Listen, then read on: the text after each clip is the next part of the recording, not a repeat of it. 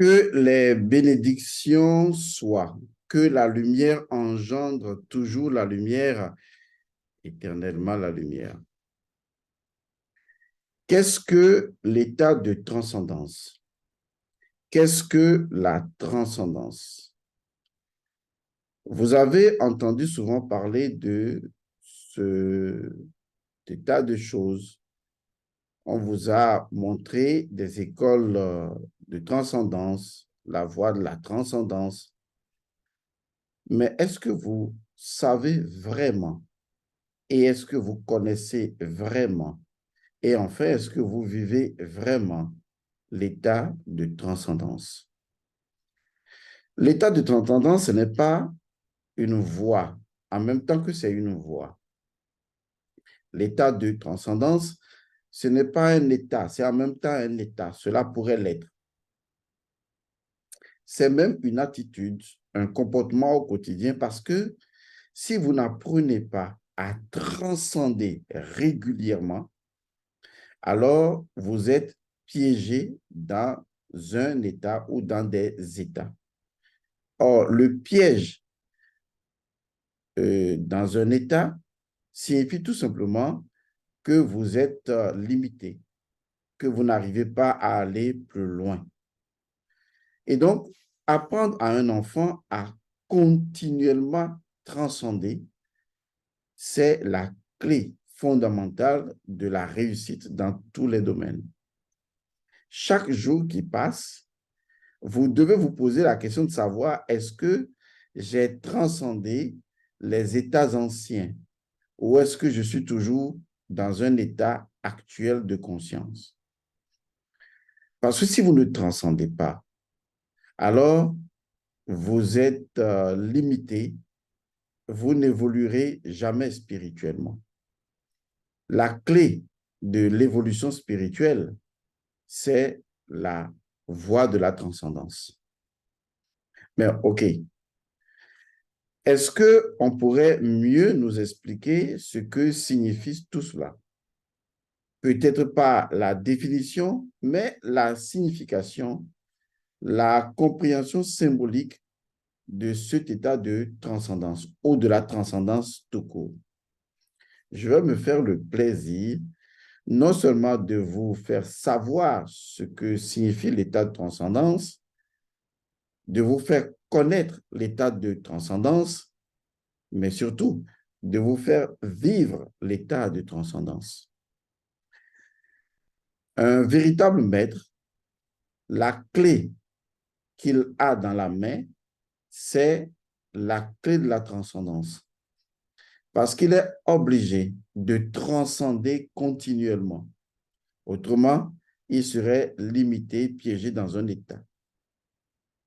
Vous verrez qu'en fait, la voie de la transcendance ou l'état de transcendance ou la transcendance, c'est la nature inhérente même à la conscience. Et vous savez qu'il serait impossible de parler de transcendance et de ne pas aborder la conscience. Alors, commençons par le commencement.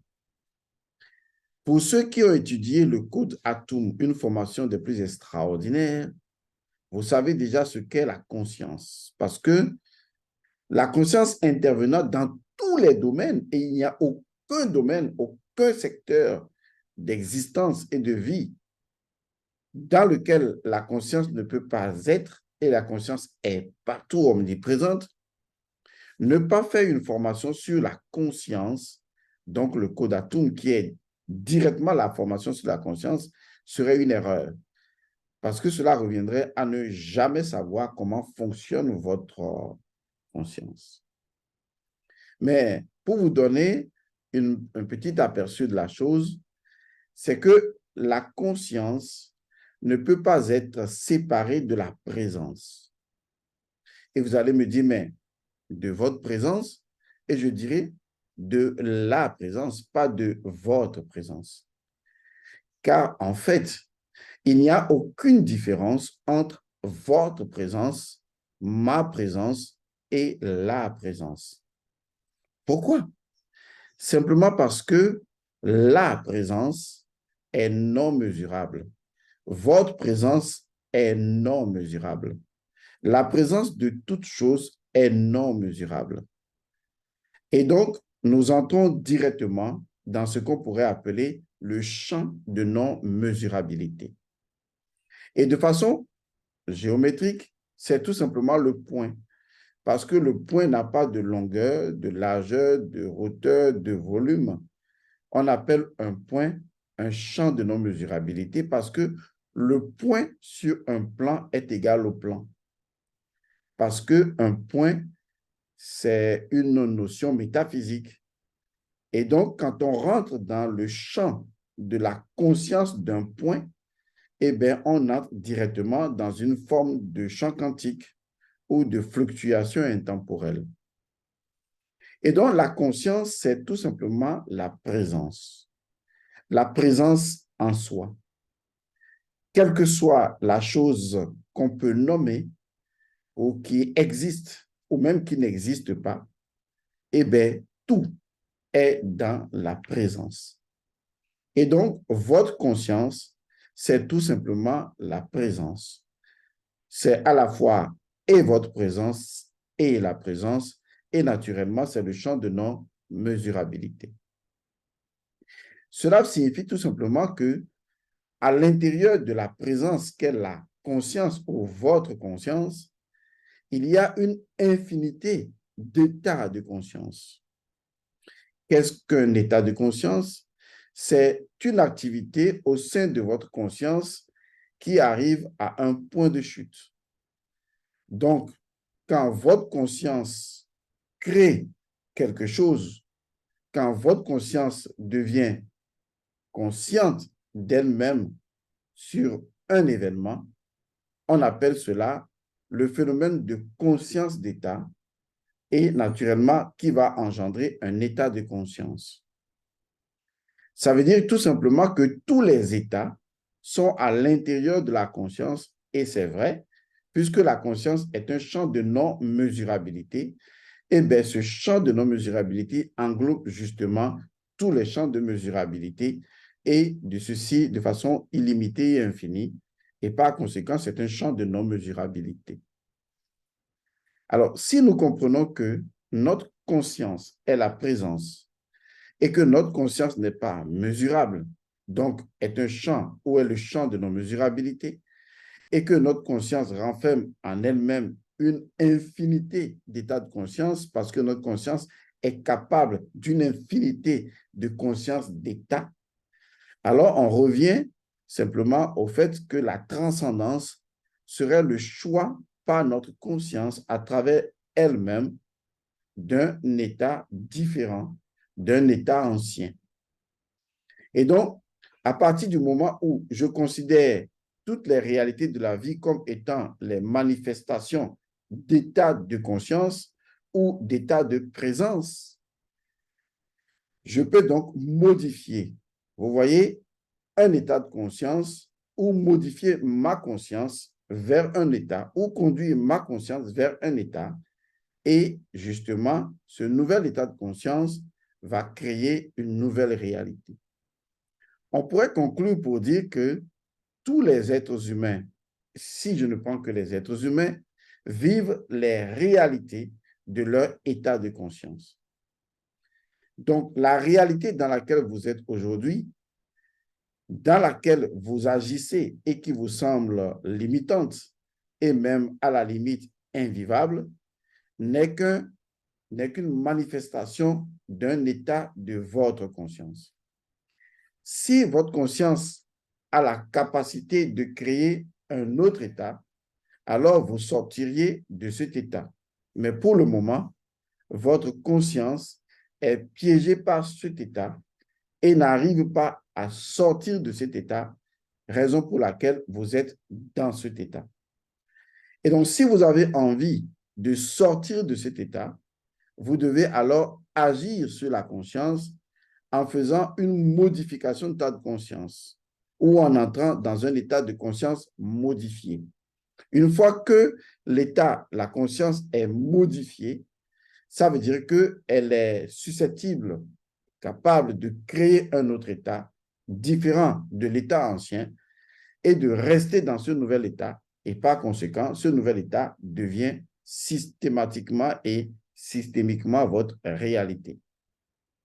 C'est ainsi que toutes les choses qui existent viennent de la présence, c'est-à-dire viennent de la conscience. Tant que la conscience, agissant sur elle-même, compte tenu de ces informations intrinsèques, agissant sur elle-même, finit par créer, selon son niveau de conscience et de connaissance, créer un état qui vous convient. L'état dans lequel vous vivez aujourd'hui est votre décision, c'est votre choix. Cela peut être votre choix conscient, comme cela peut être votre choix inconscient. Dans tous les cas, les deux relèvent justement de la conscience, puisque la dimension de l'inconscient et de l'inconscience, c'est la dimension simplement du fait que vous n'allez pas là-bas de façon consciente. Autrement, ça fait partie de la conscience.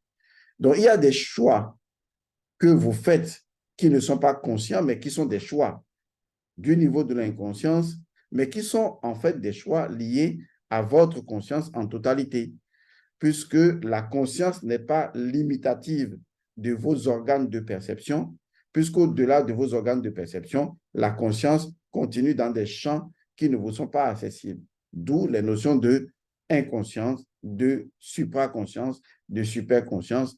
Donc, il existe une infinité d'états de conscience, de l'état de conscience inférieur à l'état de conscience absolu. Eh bien, tout cela fait partie de votre conscience. Maintenant, c'est vous qui décidez de l'état dans lequel vous voudriez vivre. Malheureusement ou heureusement, les informations extérieures qui viennent à vous par les organes de sens semblent vous faire croire que ce sont les seules données dont vous disposez. Et donc, quand vous regardez le monde extérieur avec des limitations, par exemple, vous êtes dans un milieu et vous voulez un appartement, en France par exemple, et on vous dit, il n'y a pas d'appartement, il n'y a plus d'appartement, ou vous êtes dans un milieu, par exemple, on vous dit, ben, il n'y a pas de travail, c'est le chômage, ou vous êtes dans un environnement, par exemple, où on vous dit, il y a la maladie, il y a telle maladie qui sévit dans le monde et tout, et la maladie risque de vous attraper. Ces informations nous viennent directement par nos organes de sens. Or, les organes de sens ne sont que les distributeurs, d'accord, un tout petit peu déréglés de notre conscience. Ce que nos sens nous affichent ne sont pas la vérité, puisque nos sens même peuvent nous tromper du fait que nos sens sont limités. Or, si les sens sont limités, eh bien, les sens ne peuvent pas distribuer la conscience qui est naturellement illimitée, infinie. La conscience qui est justement intemporelle, puisque vivant dans un champ qui n'a pas de forme, un champ de non-mesurabilité. Donc, ce que nos sens nous permettent de recevoir, eh bien, ce n'est que ce qu'on pourrait appeler l'expression de la conscience résiduelle. Ça veut dire que nos sens, quand je prends mon ordinateur, je vous parle, vous m'écoutez, on discute ensemble, ce que je fais avec vous, là, je n'utilise que ma conscience résiduelle. Parce qu'en fait, il existe un dépôt de conscience qui est associé au corps matériel physique que mes organes de sens exploitent. Donc, quand je touche quelque chose, j'ai l'impression que vraiment j'ai touché la réalité, vérité. J'ai touché la réalité, mais pas la vérité. Il faut faire la différence entre les deux. Quand je prends du vin, par exemple, je trouve que c'est magnifique. Mais en fait, mes sens gustatifs n'utilisent qu'en fait que le résidu de ma conscience. En fait, la dimension la plus basse de ma conscience. C'est ce que mes sens peuvent distribuer. Maintenant, revenons à une question simple. Et elle est très importante, cette question. Question impossible, réponse possible. OK? Alors, lorsque vous prenez la guitare, par exemple, est-ce que c'est la guitare qui crée le son ou est-ce que c'est le son qui a créé la guitare? Vous voyez, le paradoxe est tout entier. Mais si vous arrivez à le résoudre, ce paradoxe, vous allez faire un boom dans votre état de conscience vers l'avant. Et je vous donne la réponse. Si on part du principe que c'est la corde qui crée ou la guitare qui crée le son, on dirait alors que, justement, les sons produits par la guitare sont limités et que, en fait, si c'est la guitare qui produit les sons, ça veut dire qu'il ne pourrait pas y avoir d'autres sons en dehors des sons produits par la guitare. Mais ce qui est vrai, c'est que non seulement la guitare peut produire certains sons, mais que d'autres instruments peuvent produire d'autres sons et d'autres instruments peuvent produire d'autres sons exactement, et ceci de façon illimitée. Ça veut dire clairement que le son préexiste à la guitare, tout comme le son préexiste au tam-tam. Donc, c'est le son qui a créé le tam-tam et c'est le son qui a créé la guitare. Et quand on parle de ce principe, on se rend compte que la guitare ne peut que libérer, selon ses limitations, des éléments résiduels du son, puisque la guitare est limitée dans sa production sonore. Et le tam-tam est limité dans sa production sonore. C'est d'ailleurs pourquoi on fait l'association de plusieurs instruments. Et ce ne sont que des instruments, c'est-à-dire ce sont des objets que le son utilise selon la nature des objets pour pouvoir s'exprimer. Mais le son est non seulement antérieur à ces objets, mais le son est plus grand que ces objets et ces objets ne peuvent jamais exploiter la totalité du son absolu. Si cela est clair pour vous, revenons maintenant à votre corps, à ses cinq sens et à la conscience. Ça veut dire que les cinq sens ne distribuent que la conscience résiduelle et que au-delà de cette conscience résiduelle des cinq sens, il existe un autre aspect ou d'autres aspects de la conscience qui échappent complètement au sens. En fait, c'est la conscience qui a créé les organes de sens physiques pour l'exprimer. Tout comme la même conscience a créé les organes de sens astraux pour l'exprimer. Tout comme la conscience a créé les organes de sens mental pour l'exprimer. Tout comme la conscience peut s'affranchir complètement des sens physiques, des sens astraux et des sens mentaux pour pouvoir s'exprimer. Cela sous-entend que c'est la conscience qui a créé les formes par lesquelles la conscience peut s'exprimer, mais ces formes ne peuvent pas exploiter la totalité de la conscience. Ces formes sont limitées par le fait qu'elles sont des formes et la conscience est plus vaste que les formes. Donc, si je vais prendre un peu d'eau de la mer et que je ramène cela à la maison, c'est vrai, j'ai la nature de l'eau de la mer. Mais la quantité d'eau de mer que j'ai pour faire une expérimentation, eh bien, ne constitue pas la totalité de la quantité d'eau de mer. Si vous avez compris cela, ça veut dire que, pour le moment, vous êtes limité et esclave, non pas directement de votre conscience, mais de la conscience résiduelle. Vous êtes limité parce que vous croyez que vos organes de sens, ce sont eux seuls qui sont en mesure de vous donner de la conscience. Mais si la conscience est antérieure aux organes de sens, ça veut dire que je peux non seulement utiliser les organes de sens pour faire l'expérimentation de la conscience, mais je dois pouvoir comprendre qu'au-delà de mes organes de sens, il y a d'autres dimensions de la conscience que mes organes de sens ne peuvent pas connaître et qui sont réellement aussi tangibles que les états que les organes de sens me font vivre. C'est ce qu'on appelle justement entrer dans le sixième sens, c'est-à-dire sortir carrément des cinq sens. Jusque-là, je crois que c'est clair. Comme je vous le disais, tout cela est développé dans des audios les plus extraordinaires sur la formation dont je suis en train de vous parler, qui s'intitule le Code Atum et qui ne parle que de la conscience, puisque Atum représente la conscience et cela vous apportera beaucoup plus d'éclairage. Alors, revenons maintenant à ce que nous voulons vous aider à comprendre, à savoir transcender. Mais si je veux transcender, il y a une question qui demeure quand même. Qu'est-ce que je veux transcender? Oui, c'est vrai. Je veux transcender ma propre conscience. Comment je peux transcender ma propre conscience? Si, parce que justement, le fait que je parle dans un état de conscience, c'est ma conscience qui s'exprime. Mais ce que je dois savoir, c'est que cette conscience ne peut pas être considérée comme étant la vérité. Elle est plutôt une réalité, parmi une infinité de réalités. Et si ma conscience peut vivre cette réalité, elle peut vivre une autre réalité. Et donc, il existe au sein de ma propre conscience une infinité de réalités. Car qu'est-ce que la vérité? La vérité, c'est tout simplement une infinité de réalités. Est-ce que vous voyez? À partir de ce moment, je sais que, compte tenu des informations que mes sens me donnent, je ne peux pas dire que je suis dans la vérité. D'accord? Je ne suis pas dans la vérité. Je suis dans une réalité. Et cette réalité, eh bien, elle est différente d'une autre réalité dans laquelle ma conscience peut exactement vivre encore. Mais qu'est-ce que tout cela a à voir avec la transcendance? Et comment je peux vivre un état de transcendance ou une transcendance? Nous allons partir d'un fait palpable physique. Dans votre vie, on vous parle généralement de trois états. On vous dit qu'il y a le passé, il y a le présent et il y a le futur.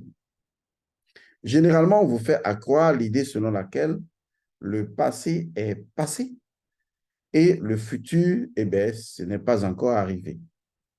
Et que le présent, c'est ce que vous êtes en train de vivre. Et que quelques minutes passées de ce présent deviennent le passé et vous avancez dans l'inconnu futur sans jamais atteindre le futur. Parce que le futur, eh bien, on vous dit, il n'existe pas. Alors, que dit justement la métaphysique de la nature? Et suivez-moi très bien. La métaphysique de la nature dicte ceci.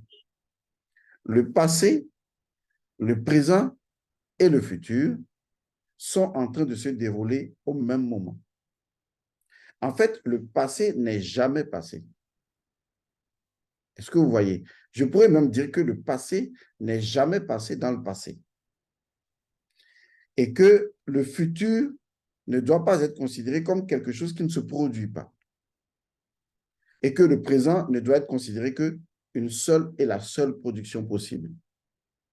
En fait, tous les trois états agissent en même temps, ici et maintenant, et travaillent en même temps.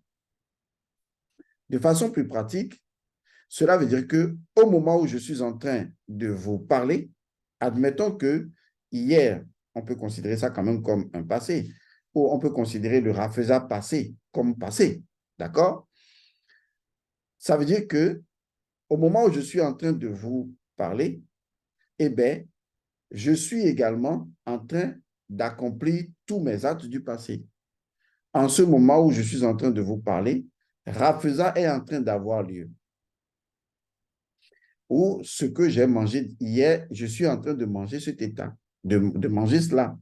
Tout ce que j'ai fait hier, avant hier, il y a une semaine, tout cela se fait en même temps que je suis en train de vous parler. Je sais que cela peut ressembler à du paradoxe, mais c'est vrai.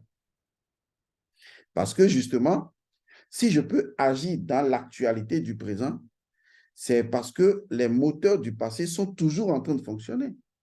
Si les moteurs du passé étaient complètement morts, eh bien, le moteur du présent serait en train de mourir ou serait complètement mort.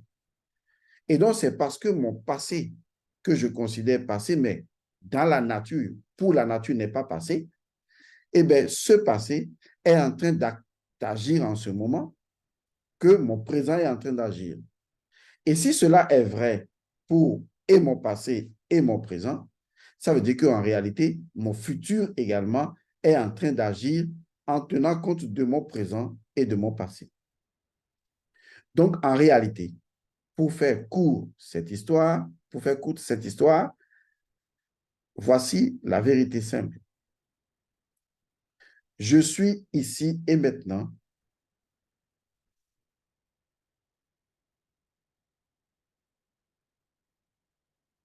La vérité, elle est très simple. Je suis ici et maintenant en train d'agir simultanément dans les trois états au même moment.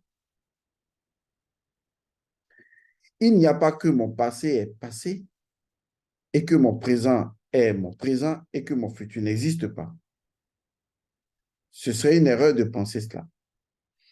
Parce que compte tenu de mon passé et compte tenu de mon présent, mon futur est déjà tracé d'une certaine manière. Un futur possible. Étant donné que je ne l'ai pas encore réalisé de façon consciente, ce n'est pas encore devenu ma réalité. C'est pour ça que c'est un futur possible.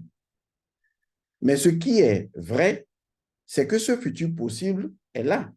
Et il est possible. Et donc, c'est un futur qui s'appuie sur ma réalité présentielle, laquelle présentielle réalité s'appuie sur ma réalité du passé. Donc, que je le veuille ou pas, Elmansu Godson qui vous parle en ce moment, est en ce moment même en train d'agir au même moment dans tout son passé, depuis son enfance jusqu'à son âge actuel et dans ce qu'il fait, tout comme il est en train d'agir maintenant en termes de résultats de et le passé et le présent dans un futur possible. Donc, nous agissons simultanément dans ces trois états. Le problème, c'est comment ça se passe avec l'absence de transcendance. Puis c'est de là, il faut partir pour aller vers la transcendance. L'absence de transcendance, c'est le fait que, justement, j'ai récupéré des expériences de mon passé et je les vis maintenant comme mon présent. À savoir, mon père ne m'a pas laissé d'héritage, mes parents ne m'ont rien laissé, et peut-être je souffre d'un état de maladie ou je souffre de ça. C'est ce qui est le présent actuel. Mais étant donné que ce présent ne pouvait pas être sans un passé qui est en train d'agir en même temps et que cela a déjà créé un futur possible, cela veut dire que si je vis dans cet état et que je ne considère que cet état présentiel comme étant la vérité, alors simultanément, j'ai non seulement validé tout mon passé, mais j'ai également validé le futur possible. C'est pourquoi on dit souvent que mon présent est la seule vérité, parce que c'est là où se trouve le point de validation et de mon passé et de mon futur. Mais on va me dire, mais M. Godson, le passé est déjà passé. Est-ce que j'ai besoin de le valider puisque c'est déjà passé, puisque je l'ai validé? C'est là où vous faites erreur. Et je reviens toujours au rituel et je reviens au concept d'Osiris transcendant. Je vous ai déjà dit que le rituel est Osiris. Ce qui veut dire que si aujourd'hui, dans ma vie actuelle, je n'avais pas fait le rituel de cérémonie de sortie de l'enfant et que je subissais un certain nombre de désagréments énergétiques, mais que je refais maintenant le rituel de cérémonie, la cérémonie de sortie de l'enfant, ou que je le fais ou la fais pour la première fois, cela va corriger mon présent et corriger mon futur. Mais comment une chose peut-elle corriger mon présent et mon futur si la même chose n'avait pas d'ores et déjà corrigé mon passé? En fait, je veux vous faire comprendre que dans la métaphysique de la nature, nous sommes continuellement en train de modifier le passé, en train de modifier le présent, en train de modifier le futur. Et que la validation doit forcément venir du présent. Donc, le présent est la seule vérité, réalité capable de modifier et le passé et le futur. Est-ce que vous commencez à comprendre l'histoire? Maintenant, si mon présent peut modifier mon passé, si je peux modifier mon passé, ce qui est waouh, c'est extraordinaire. Ça veut dire que si je suis un enfant né pas césarienne et que cela me perturbe dans ma vie, à travers un rituel qui est donc intemporel, je peux modifier mon passé. Oui, bien sûr, vous pouvez le faire. C'est ça le sens initiatique de rituel. Il y a donc une dépendance énergétique due au fait que vous êtes né comme un enfant césarisé ou en tant qu'enfant césarisé. On n'a fait aucun rituel. Maintenant qu'on les fait, tout est corrigé.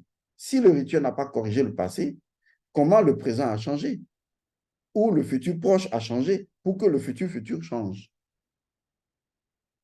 Ça peut aller pour vous? Et si ça peut aller pour vous, vous venez de comprendre que je vous ai donné une autre dimension de conscience. Et la dimension est la suivante. On peut changer le passé.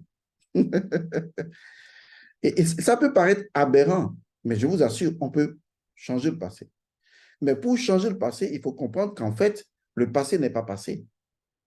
Que le passé, s'il était déjà passé et complètement mort, le présent serait mort. Et que c'est parce que le passé, bien que passé, continue de tourner son moteur, que le présent est présent et que le futur est futur. Et que, naturellement, c'est de notre point de vue que le passé est passé, puisque nous n'avons plus la mémoire du passé. Mais la nature, eh bien, elle a la mémoire du passé de façon exactement comme elle a la mémoire du présent, tout comme elle a exactement la mémoire du futur. Donc, si nous changeons de notre point de vue, en sortant de notre point de vue pour entrer dans le point de vue de la nature, on se rend compte que pour la nature, notre passé n'est jamais passé, notre présent n'est jamais passé, ou est toujours là, et notre futur eh bien, est toujours également là. Donc, nous sommes un être, d'abord, c'est la base, tridimensionnel, et je vais aller en disant un être multidimensionnel.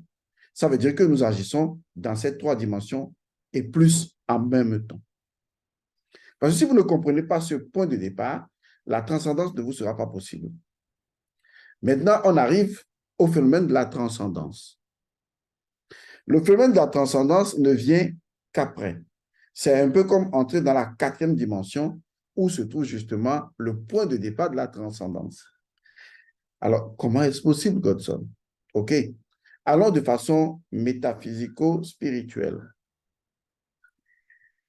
Si mon passé, du point de vue de la nature, est dans l'actualité, exactement comme mon présent et exactement comme mon futur possible,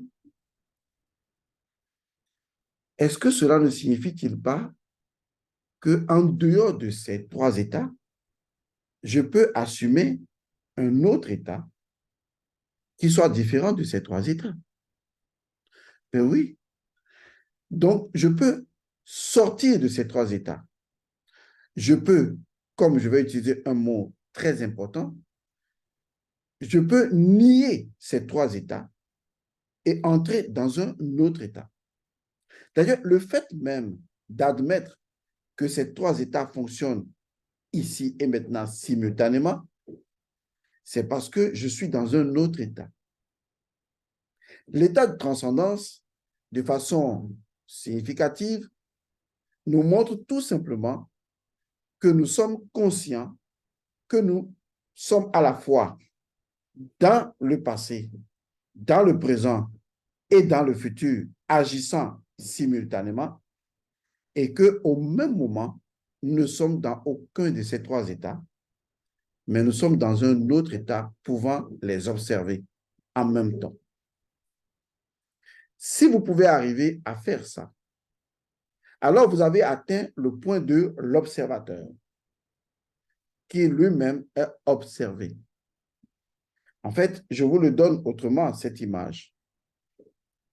Il y a une dimension dans laquelle vous êtes acteur. Et il y a une dimension dans laquelle vous êtes spectateur. Et il y a une dimension dans laquelle vous êtes observateur et de l'acteur et du spectateur. Vous voyez que ça évolue. Mais il y a une dimension dans laquelle, justement, vous êtes la présence qui observe ou qui donne, disons, la présence, on va le répéter, hein. Vous êtes la présence qui donne la présence à l'observateur, qui observe le spectateur, lequel observe l'acteur. Dès l'instant où vous pouvez passer d'un état à un autre état, alors, naturellement, vous êtes en train de créer la possibilité de modifier votre état de conscience ou de modifier votre conscience. Si vous êtes en mesure de voir simultanément, c'est-à-dire que vous êtes assis, vous fermez les yeux et vous prenez conscience du présent, toujours, d'abord. Et qu'ensuite, après avoir pris conscience du présent, qui est en fait l'enfant du passé, qui n'est jamais passé hein, du point de vue de la nature, certes de votre point de vue. Parce que, si vous voulez, je peux vous faire une expérience tout de suite. Supposons que vous êtes en train de manger un plat, le plat que vous aimez le plus, et qu'un scientifique très évolué, il arrive et qu'il agit sur votre mémoire après que vous avez fini de manger, et logiquement, il enlève dans votre mémoire la capacité pour vous de vous souvenir que vous venez de manger votre plat préféré. Et pourtant, il dépose le même plat à côté de vous. Et il vous ramène et vous revenez à vous. Alors, nous qui sommes là en train d'observer, nous savons très bien que vous venez de manger le plat. Mais parce qu'il a agi sur votre mémoire à vous, il a enlevé le souvenir que vous avez mangé ce repas et qu'il a déposé le repas à côté de vous. Vous avez comme l'impression qu'en fait, c'est maintenant que vous voulez manger le repas. Cela veut dire qu'en fait, ce que vous appelez ce souvenir du passé ou ce souvenir d'un futur possible, c'est tout simplement une affaire de mémoire. Et si on vous l'enlève, eh bien, vous allez faire comme si c'est maintenant que vous voulez faire la chose, alors que vous l'avez déjà faite. C'est là où se trouve la subtilité de la chose. Et si tout de suite, on avait la mémoire de tout le passé et de tout le présent simultanément, vous comprenez que c'est vrai, ce serait invivable, mais néanmoins, on ne parlerait plus du passé. Donc, le passé est lié tout simplement eh bien, à une forme de perte de mémoire. Sinon, lorsque la mémoire se souvient même d'un acte passé, eh bien, le corps réagit comme si la chose était dans l'actualité. Donc, la notion du passé, du présent et du futur sont des notions subjectives.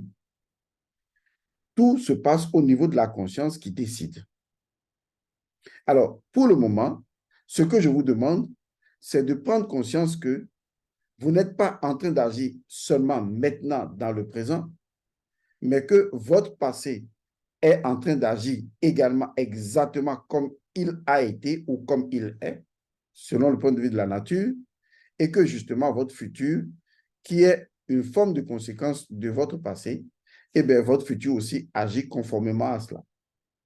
Donc, vous êtes un être d'abord tridimensionnel, puisque vous agissez dans 3 états en même temps, mais que par le fait que vous pouvez le constater, eh bien, il faut une autre conscience pour constater les 3 autres consciences.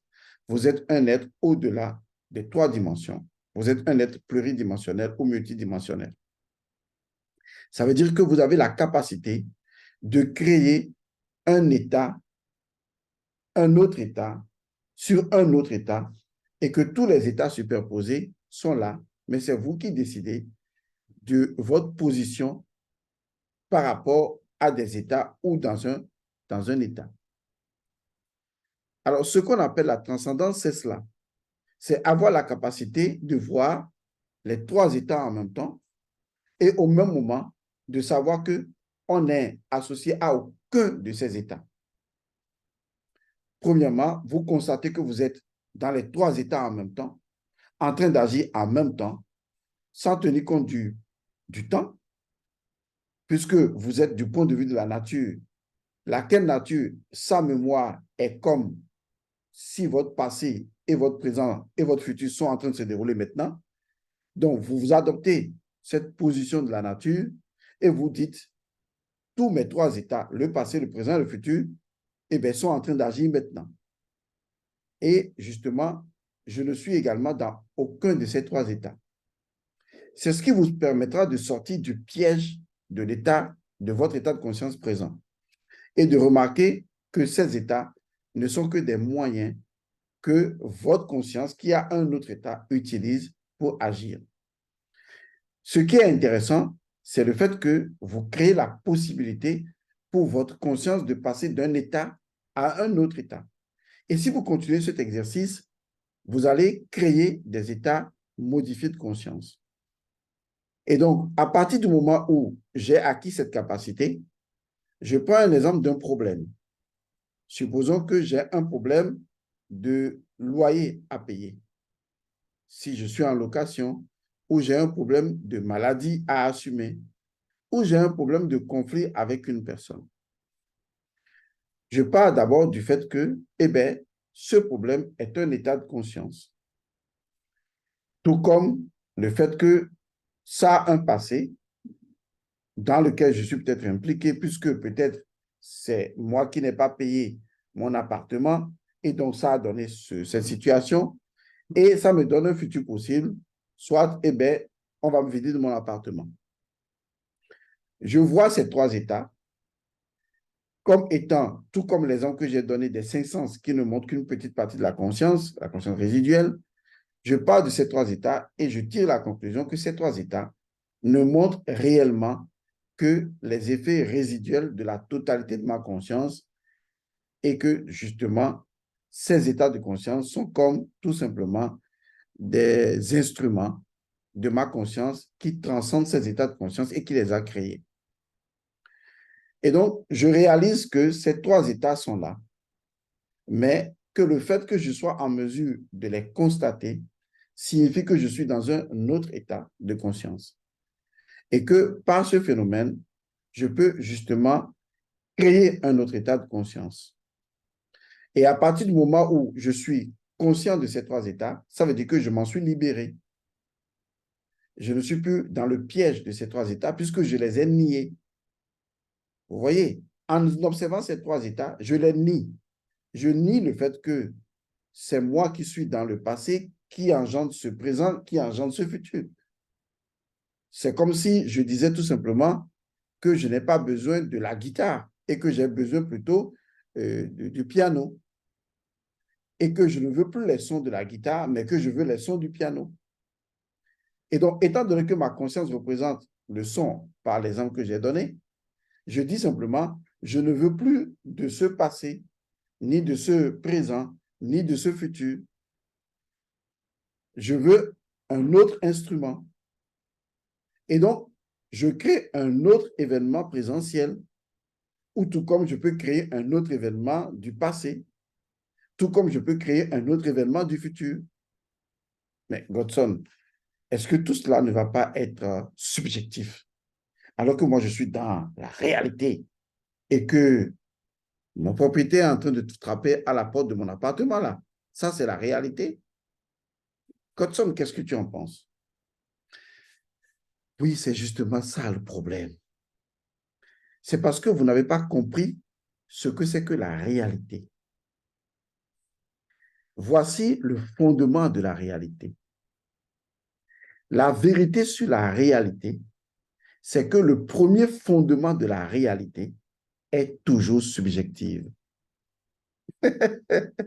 Oui, justement, la vérité sur la réalité, c'est que le premier fondement de la réalité est toujours subjective. Son premier fondement est toujours subjectif. Il n'y a jamais de réalité qui soit objective si précédemment elle n'a pas été subjective. C'est d'ailleurs ça pourquoi on l'appelle réalité. C'est-à-dire, chacun a sa réalité. Tu as ta réalité, j'ai ma réalité, X a sa réalité. Parce que le principe premier de la réalité impose à la réalité d'être d'abord subjective avant d'être objective. La réalité ne peut pas prendre un autre chemin.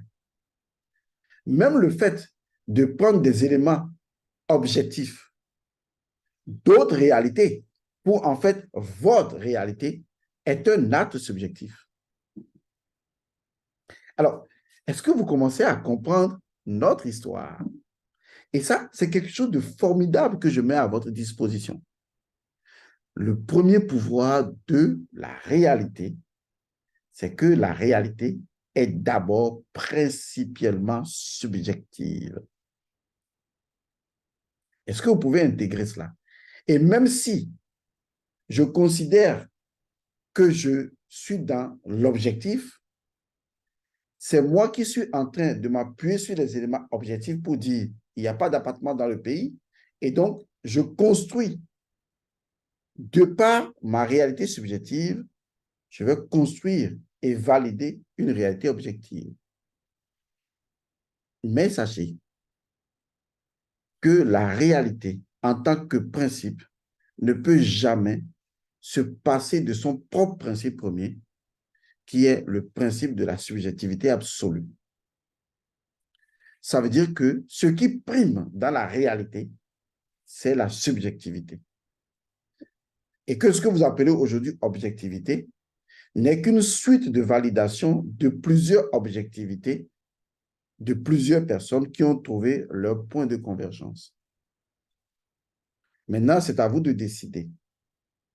Est-ce que vous voulez considérer cet ensemble de subjectivités devenu manifeste, objectif, comme la vérité, ou plutôt comme la réalité, et du coup, retourner vers le principe premier de la réalité qui est la réalité a comme point de départ la subjectivité. Et donc, je vais décider alors de me créer une réalité subjective. Elle n'est pas subjective pour autant, puisqu'elle correspond au principe premier de la réalité et qui dit que si je peux créer ma propre réalité subjective, je suis en train d'appliquer la vérité de la réalité. Alors, je fais quoi alors? Je prends conscience que ces trois états sont en train de fonctionner. Je les constate puisque je constate cela dans ma vie actuelle, mais ensuite, je vais les nier parce que j'ai le pouvoir de les nier. Faisons attention. Nier une chose, c'est retourner la chose dans le rien. Parce que nier et rien sont des anagrammes. Vous écrivez nier et vous lisez à l'envers, ça fait rien. Or, le rien, c'est justement la conscience absolue. Donc, nier une réalité, c'est la retourner à l'absoluité de la conscience et permettre à la conscience de lui redéfinir un champ quantique. Et à partir de ce nouveau champ quantique, je crée une autre réalité à partir du principe premier de la réalité, qui est l'absoluité de la subjectivité, et je laisse la réalité faire le reste. C'est ainsi que la réalité, en fait, la subjectivité des gens finit par devenir leur objectivité. Et si vous y pensez bien, c'est ainsi que votre subjectivité combinée à d'autres subjectivités ont créé aujourd'hui votre réalité. Mais vous n'étiez pas conscient du phénomène. Maintenant, je vous permets d'en être conscient. Je sais, cette capsule n'est pas donnée à tout le monde. Elle est assez trop performante, trop métaphysique, trop élevée. Si vous n'avez pas compris, c'est très bien, c'est que vous avez compris. En fait, vous avez compris que vous n'avez pas compris. C'est déjà un très bon point de départ.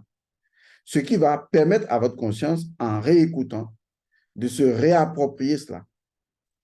Mais vous pourriez également, en l'écoutant troisième fois, comprendre complètement cette capsule.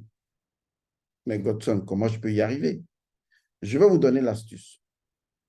Sachez justement que vos organes de sens tenteront de vous aider à comprendre cette capsule.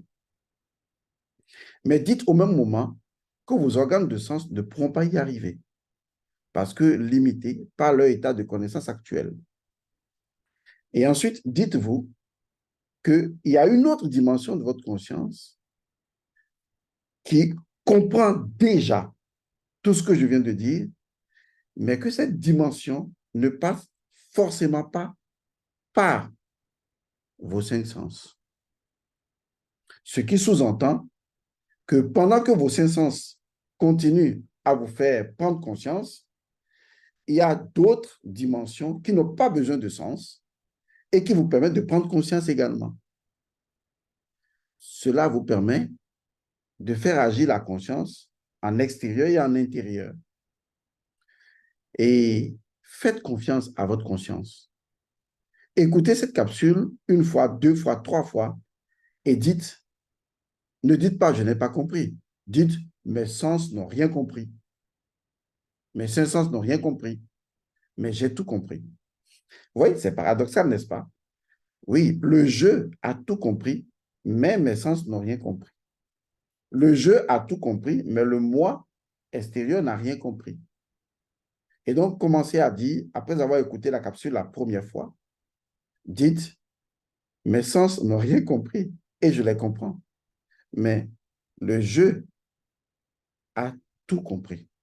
Et attendez, ne réécoutez plus la capsule, vaquez à vos occupations avec l'absolue certitude que d'autres dimensions de votre conscience ont parfaitement compris cette capsule. Vous verrez, premier jour, deuxième jour, troisième jour, réécoutez encore cette capsule. Vous serez émerveillé de constater qu'en fait, vous avez tout compris. Et cette fois-ci, même avec l'essence. Il faut apprendre à travailler directement avec votre conscience, sans passer par l'essence. Oui, la conscience peut le faire. La conscience peut connaître une chose sans passer par l'essence. Parce que toutes les connaissances sont préexistantes à l'intérieur de la conscience. Je vous remercie d'avoir suivi cette capsule très fortement difficile, mais si vous voulez la comprendre, allez vous inscrire dans la formation Le Code Atum. Et je vous assure que la démarche pédagogique dans cette formation vous permettra de comprendre la conscience. Et d'ailleurs, comment faire beaucoup d'autres formations si vous ne comprenez pas ce qu'est la conscience. Et le Code Atum est une formation formidable pour ça. Que les bénédictions soient.